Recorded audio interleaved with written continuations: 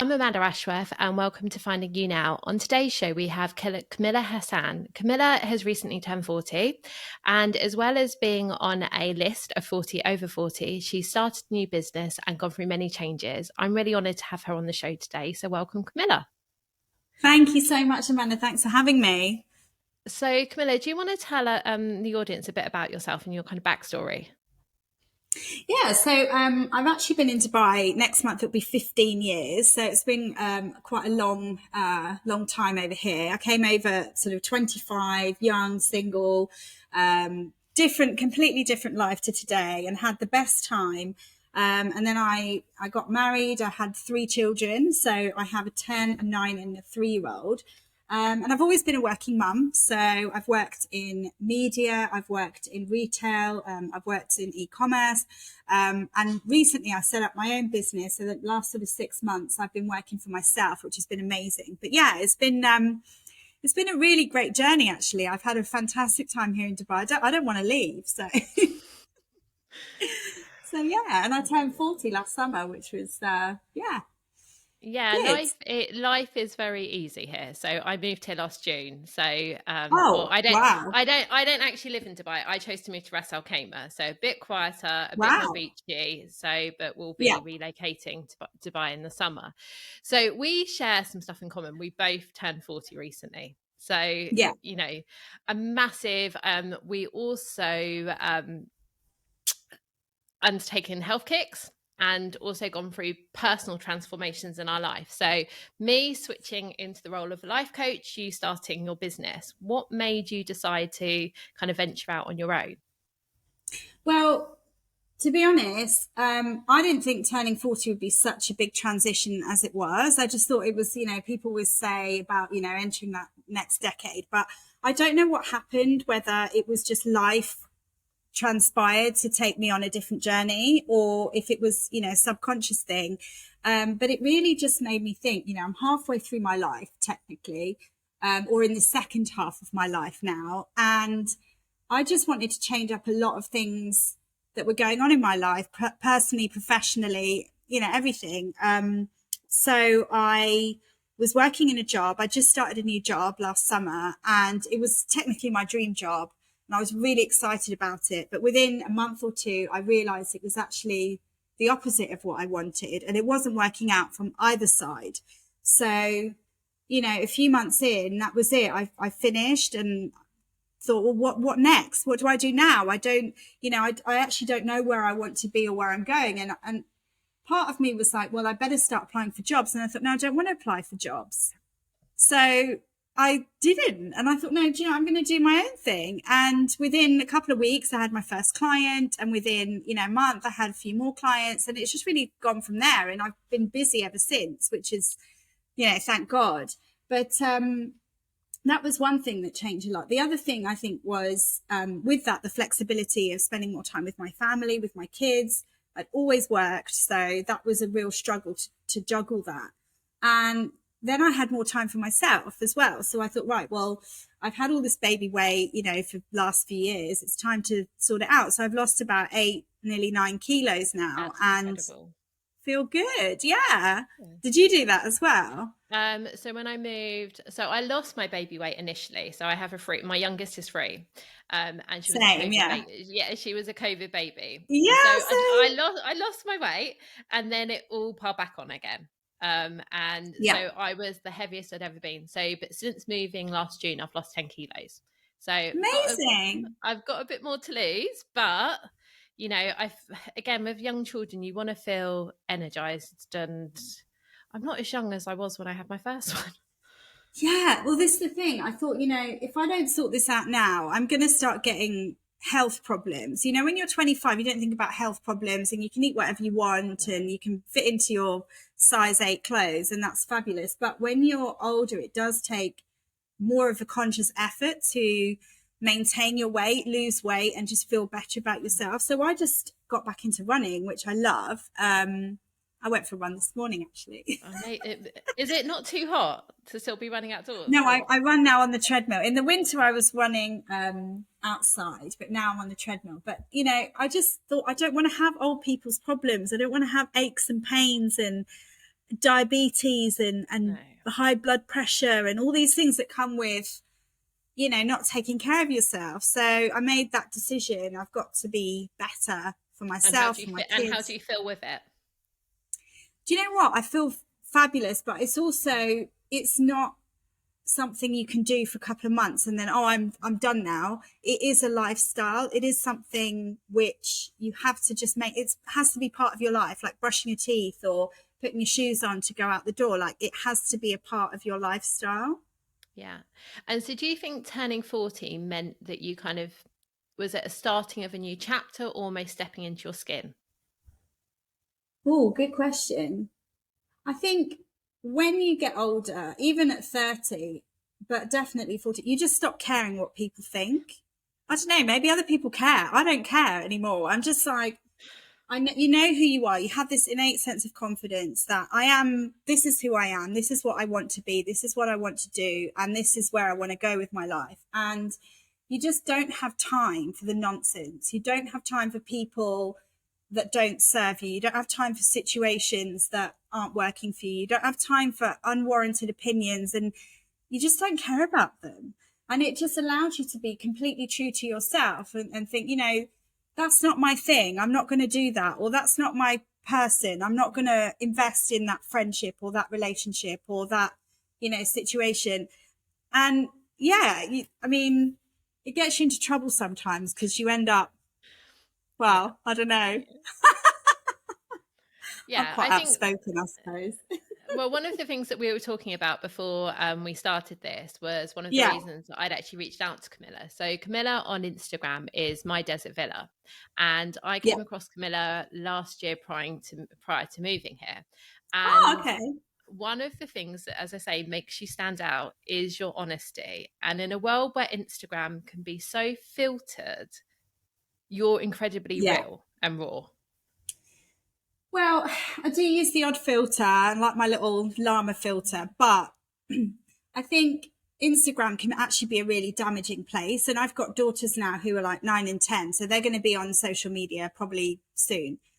And we have this tendency, it is like an echo chamber. You tend to follow people and follow pages and follow things that, you know, that interest you. But it's like a friendship circle. If you're following the wrong pages or you're following things which make you feel bad, you need to stop. Like, you need to follow pages that uplift you. You need to follow people that make you laugh or make you feel good about yourself or who keep it real. If you're literally following people that are purely aesthetic or post these, you know, perfect lifestyles, Yeah. it is going to make you feel bad.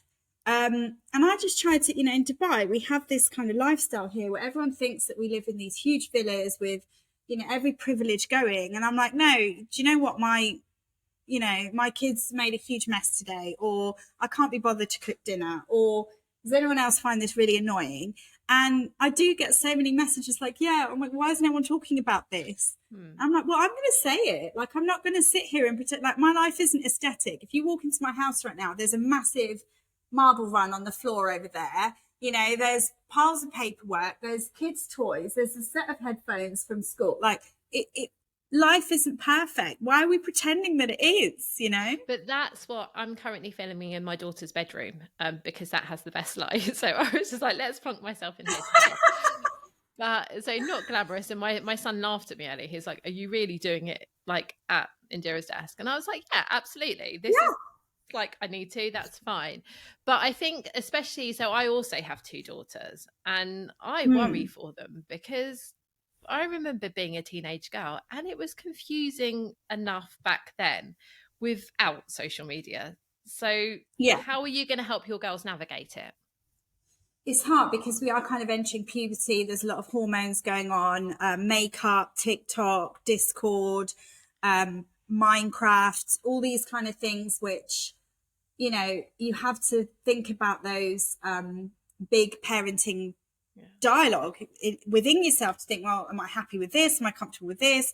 You know, things like having mobile phones, you know, when is the right age to have a mobile phone? And it isn't a one size fits all, you know, oh, when they hit 10. Well, my 10-year-old may not be ready for that because she's not mature enough, or she doesn't Yeah. respect her property, or she's going to go on pages that she's not meant to be on. Whereas other people, they might have an 8-year-old and it's the right thing for them to do. So it's such a personal thing. And I think all I can do is try and set a good example, try to let them think that, online, social media, it's not the real world. Like, people's opinions, it doesn't matter. Be true to yourself. Don't get caught up in this, online world that isn't real. And also about body confidence. That's another thing that I do worry about. Yeah. So how are you? So when I was growing up, it was just the done thing that you commented on people's weight without even thinking about it. And Yeah, so my mum and my grandma just used to feel that, but my body was growing and evolving. And I don't think they knew how much that would stick with me. So now I'm always talking about, so the word diet is never used in our house. And I always oh talk about really? health, yeah, and healthy eating and things being bad and staying hydrated. And I'm very conscious about the words that I use around them, because I don't ever want them to feel that actually, because they're perfect the way they are. Exactly. And I think we have the opposite problem. So people will make comments, and I think it's very, people will think, it's all about overweight, and, these comments about you're big, or she's a big girl, or large, or obese. My kids are actually really small. And I had this. My problem wasn't I was chubby or overweight or any of these words that have quite a loaded meaning. I was really short and really skinny, and I looked about 5 years younger. So my insecurity wasn't, being a big girl. It Yeah. was about, well, everyone else is shopping in Topshop and nothing fits me in there, or I'm like a head shorter than everyone else, or I can't get into the club because I look like a baby face and everyone else looks way older than me. So whichever situation you're in, there's an insecurity, or can be an insecurity. And my girls are the same, like really short, really skinny. And, I say these aren't bad things. Like, this is just, everyone's different. Some kids in the class are super tall, some kids in the class are shorter. And, I don't want to censor my language too much. Obviously, be respectful, be nice. I use quite robust language around the house. I do talk to them in quite a grown up way, because I don't know. I think in real life, you can't be offended by everything, or people, pussyfoot around everything. That there are going to be comments and things. Just don't like, it doesn't matter. Other Yeah. people's opinions. Yeah. And so coming back to what we were saying about Dubai earlier, so I read a really interesting stat the other week, which was 60% of expats go back financially poorer than they arrived. And that shocked me, but I can believe it, because there is a huge amount of keeping up with the Joneses. And as quite a newbie in Dubai, I can see that obviously it's growing and the rents are increasing and the pressure is real.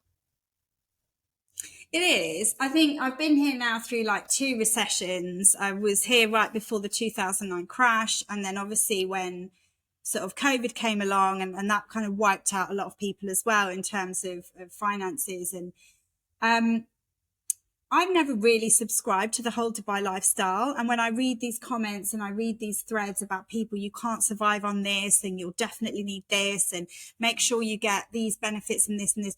We have never had family benefits. Okay. Me and my husband, we've never had the whole package that people have had. I've heard of linen allowances and newspaper allowances and curtain allowances. We've never had a single thing like that. So we've always had to pay our own school fees. We've always paid our rent and whatever else. So, there's a whole kind of thing where you need to live a certain lifestyle. Well, I didn't live like that back home. Why would I come here and say, well, no, I need a villa, 5-bed villa with a pool? Like, where does that come from? Back home you're shopping in Asda, and here you want to go to Spinneys. Like, just translate your lifestyle like for like.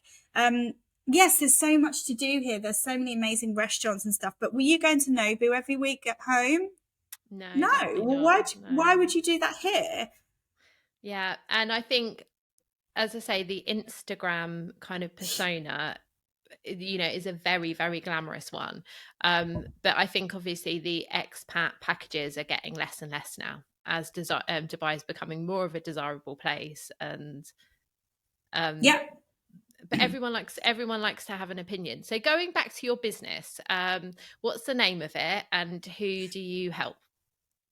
So it's called Talking Shop. It is a consultancy that's targeted at retailers, distributors, and brands. My background is in the baby and kids sector, but I work with anyone and everyone. So very much focused on retail. My background is e-commerce and physical stores as well. And what I will do with a retailer is have a look at their whole business from top to bottom, see perhaps some of their pain points, like where they're struggling. As a small business or a small retailer, you have to wear a lot of hats, and some people are more confident wearing some hats and perhaps less experienced or skilled wearing other ones. So it's really just understanding where their business needs help and how I can step in and provide my experience and expertise to really get the best out of their business. I do a lot of stuff with marketing. I do like a lot of inventory management, forecasting, reporting, sales analysis, and just looking at ways we can grow their businesses and make the best out of their businesses. So it's actually really rewarding, and working with people, it's their baby. It's, I've worked with mostly small businesses. It's their passion. So you really want them to succeed. Yeah. And how have you found the transition from kind of corporate into being an entrepreneur? Well, I've worked in quite entrepreneurial companies. So I worked at, Stoop.com when it was really small, and Dubizzle and Mum's World when they were like very, very small. So I actually love that entrepreneurial vibe. And the time I did go and work for a big global corporate, it wasn't an environment that I thrived in. So I very much like working with smaller businesses. They're super agile. They're super creative. Everything's quite fast paced and exciting. Every meeting is a win. Every new business deal is a win. And, working corporates, things take months to get off the ground, whole projects with teams of people. And it's like, can we just get things moving? Yeah. So I actually really like that side of things. Yeah. So I work with a lot of mums they're at the stage that they feel a bit lost, they feel a bit stuck, they've done the children thing. Obviously, a good percentage of women that move here end up not working for various reasons. And they then find themselves in a position that they want to go back to work, but they haven't worked in a few years or want to start their own thing. What advice would you give to those women? I mean, it's really hard, I think, re-entering the workforce here because we don't have all these schemes and all of these, long maternity leaves. Yeah. I had 45 days with each of my kids being here. I had 45 days and then I added a bit of annual leave, etc. But I did go back with all my children. And that's good and bad. I always kept my foot in the workforce and I never kind of had to take a step down. But then you sacrifice that time with, a newborn and with young children. I mean, women wanting to go back to work. I mean, I would say when your children are old enough or when they're in nursery or you're ready to go back, get back in the door. Yeah. It could be any sort of role that you can. I mean, I would try and obviously step back into your similar level or position that you might have been in before, but it's actually a good time to take stock and think about what you want to do. Maybe you don't want to go back to a corporate environment. Maybe you don't want to, go back to that long hours that you had before. But it is hard to find part-time work. And that's the problem, unless you kind of stay working through pregnancy and maternity leave. It is really tricky. But, schools, that works around school timings. And things are getting a bit more flexible now. People are working from home more. Yeah, I think the thing that I've been surprised about here is part-time doesn't really exist. Whereas in the UK, it's very much a thing. So you either do full-time or there's very little. So unless you're going to work in a school, there's not much. What would you say is next for you? Sorry, say that again. What's next for you? What's your next kind of challenge or adventure?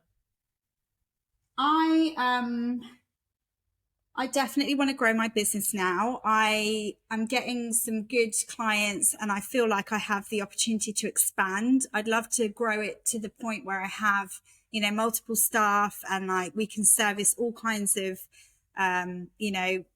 requests and business that we receive. That for me is going to be the focus for the next few years for sure. My kids are growing up now, so my girls are getting older and less needy in the Yeah. sense. And my son's a toddler, yeah, he's still young, but family life, I'd love to travel more. It is really hard with very, very small kids to travel. And COVID, obviously, we couldn't do much for the last couple of years. So Yeah. I'd love to take my kids places and go to different countries with them. They've always enjoyed when we have traveled. So that's something I'd love to do. And yeah, I'd love to stay in Dubai, for the long term. I know it's always really, so you can never guarantee anything here. It is, you're doing things every month by month in some cases, just thinking, but I'd love to be here long term. I'd love to stay in Dubai. I love the lifestyle here that it affords us, the outdoor life. And I don't mean all the brunches and the No. handbags, by the way. I I mean, think like, yeah, the golden visas are definitely making it easier to be able to kind of think about committing long term. But we're just going through the process of re-enrollment in schools and our lease being up. And actually, I don't think it's a bad thing sometimes because it makes you take stock of your life on a regular basis of going, is this working for me? Do we want to be here? Do we want to move? Like, are the kids' schools working? And so, actually, I think where in the UK you might just move to an area and live there for quite a long time, it kind of the uncertainty of it, I think, can be good. How do you manage juggling a business and being a mum? with difficulty. Okay.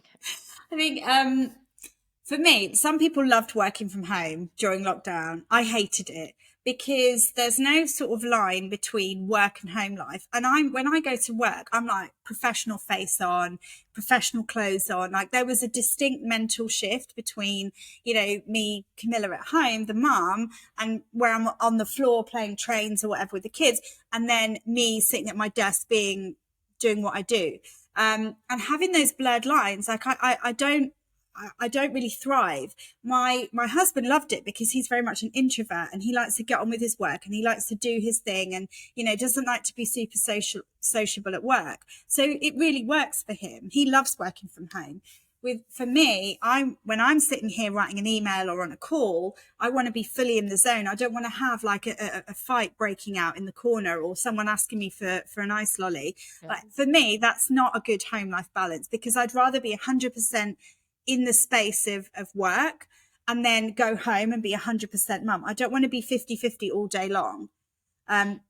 So it is tough. It is a juggle. It is nice to be more flexible. I'm out and about doing meetings a lot. I'm out in malls a lot because obviously all my clients are retailers.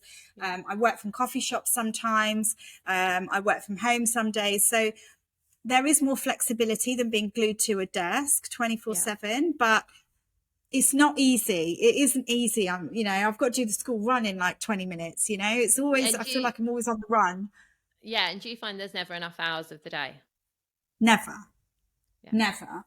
And guilt. I think one thing we don't talk about enough is the guilt. And that goes both ways. That's not necessarily just a working mum who perhaps feels she doesn't spend enough time with her kids. It's also the stay-at-home mum. She's feeling guilty because she's like, oh, maybe I should be contributing to the house, or maybe, it's really tricky on both sides. So I wouldn't say it's all mums feel guilt regardless. Yeah, I think I just took it for granted that I have a very supportive partner. So he's always supported that everything that I've done. So whether or not I wanted to stay at home, whether or not I wanted to work, whether or not I needed to work evenings or weekends, he's just kind of gone for it. And actually, I've been really amazed at how many women I've spoken to whose husbands really don't value the stay at home part. And so, almost to justify their position, they're going, I want to go back to work because he doesn't see me as an equal. And that's, I Yeah. find incredible because I'm like, the role that you do as a mum, even if you're a full time working mum, the workload you take on is huge. Oh gosh. Look, I've been both. Okay. So on maternity leave, I've been a stay-at-home mum, and then obviously I've worked full time. Let me tell you something. Being a stay-at-home mum is 10 times harder.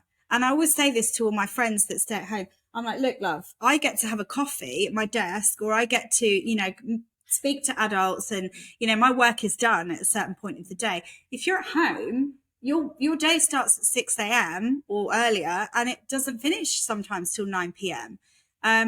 So there's there's no way that it's an easier ride. It definitely isn't. It never ends, and it's not physically, physically it is tough, but mentally as well, it's very, very tricky. You don't get an hour to write an email or something. You are on call, and people need you, and someone's hanging off you, and someone needs feeding, and someone needs a hug, and it's very intense. Okay, so I'm going to go for some quick fire kind of questions now. So what Sure. brings you joy? Wow. My kids. Yeah. Okay. And what does self-care mean to you? Time alone. And that actually, so one of your posts recently, you went to a beach club for some time alone. I did, yeah. How did you find that? I don't mind my own company. I think there's Yeah. some people that always maybe feel awkward if they're out Yeah. in public alone and they feel, lonely. And I said, look, being alone doesn't mean lonely. I do need time to recharge. I get overwhelmed with the kids and the demands and the schedule and everything. And sometimes I just need a day. And it could be I just go and read a book somewhere. It could be I go out and have a meal on my own. It could be, I go to the mall and just walk round for an hour. I could go and have my nails done or whatever, but I just need to clock off from the home life for an hour. Yeah. Okay. And how do you show up for yourself? I try to be as positive and as strong and have like that self-confidence within myself. I mean, I have a great circle and I have a lot of support, but I always try to, remind myself of what I've achieved and what I've done and feel proud of that and pat myself on the back sometimes. I think everybody needs to be their own cheerleader as well. Definitely. And so what would you say the 15-year-old Camilla would think of you right now? I'd like to think that she'd be proud. I know often people look at their lives and think, oh, I haven't done this, I haven't done this, I haven't done this. And I do have those moments where I feel like I've failed, but then I look back and what I have done and what I have achieved and where I have, how much I have grown. And I think I've done all right. I've lived a good life. I've had amazing experiences. I've, lived in 3 countries. I've studied. I've, had brilliant jobs. I've got a lovely family. Like there's so many things to be grateful for and to be proud about. Whereas I think a lot of people sit there and go, oh, I haven't achieved this and my bucket list and this and that. I'm like, give yourself some credit. So do you practice gratitude at all? I've never read a book about doing it, but I would say I wake up every day happy and grateful for where I am. I love living in Dubai. I love the whole, the lifestyle that I've created for myself. I feel really happy about it. So I don't like to moan. I think a lot of people moan a lot. Actually, I do sometimes rant and moan on my Instagram, but I don't wake up feeling aggrieved or like someone owes me something or like I'm, a victim. I'm not a victim in any way. I've had difficult times in life and, tough journey at some points, but I do feel grateful. I feel happy to be here. And I think when we lose that sense of gratitude, we lose the perspective, like people will look at my life and be like, wow. And someone in my shoes might feel, well, oh, you could live in a bigger villa and you could have a better car and you could have a better wardrobe. But there's someone looking at my life going, wow, look at everything she's got. Look at the life she has. Do you not think people just like to have opinions though, regardless of what you do? So you can have the flashiest car ever and people will still have an opinion. And that's what people sometimes... love to moan. That's the thing. People love to moan.